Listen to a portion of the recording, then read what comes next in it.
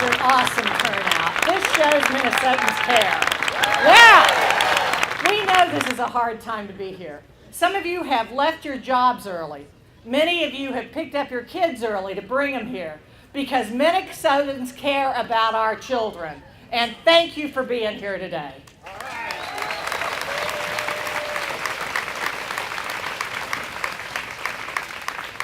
You know, today was the day that the United States House of Representatives had a hearing on whether or not we should defund Planned Parenthood at the federal level, not just the state level. And during that hearing, they brought a Harvard professor to defend Planned Parenthood. But the best defense she could give is, well, they didn't say they were making a profit from transferring the fetal parts. This is what passes for elite education in America today. So the simple fact is that the state of Minnesota is the state in which Roe versus Wade was written. Many of you all may not know that, but the author of Roe versus Wade, of course, had served as legal counsel to Mayo. And he spent his summer before the opinion was rendered in 1973 consulting with doctors in the state, trying to figure out exactly where to draw the line at killing the unborn. And so when we were called to come to this state, my husband and I thought long and hard about it. But if Roe versus Wade is ever going to be reversed, it seems to me that this is only proper that that start in the state of Minnesota.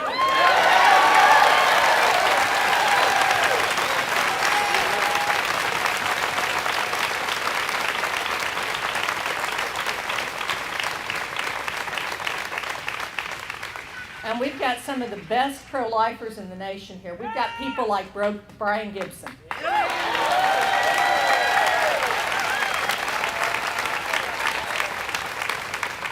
And Scott Fishback over at MCCL.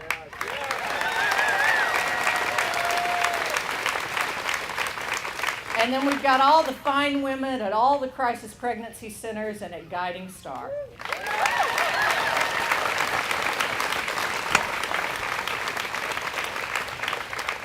So here's the deal. There are a lot of us that are upset about current politics. And some of us started off getting involved in politics because we thought we were selling our children's future by our own personal debt, our consumer debt, and our government debt.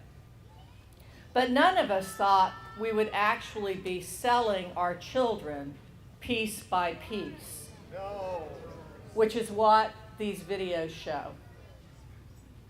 None of us thought, notwithstanding the warning of St. John Paul the Great, or Mother Teresa of Calcutta, none of us thought that that horrific opinion of Roe versus Wade would end up in cannibalizing our children. And yet, that's where we find ourselves today. It is a long, hard road back, and only people of courage and of determination and of fire are going to be able to make it. But I see a lot of people here today of courage and determination and of fire.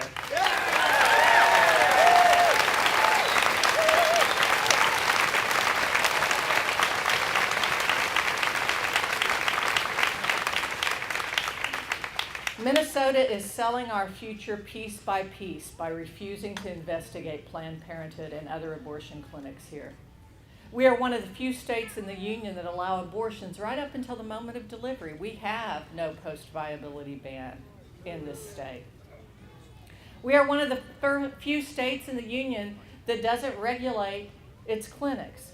So a doctor like Gosnell could simply, if he were to ever get out of prison, come and set up shop here, and there'd be not much we could do about it. So we're here to demand that our elected officials, whether Democrat or Republican, independent or socialist party, will all stand together for our future and for the unborn, and we say, investigate Planned Parenthood.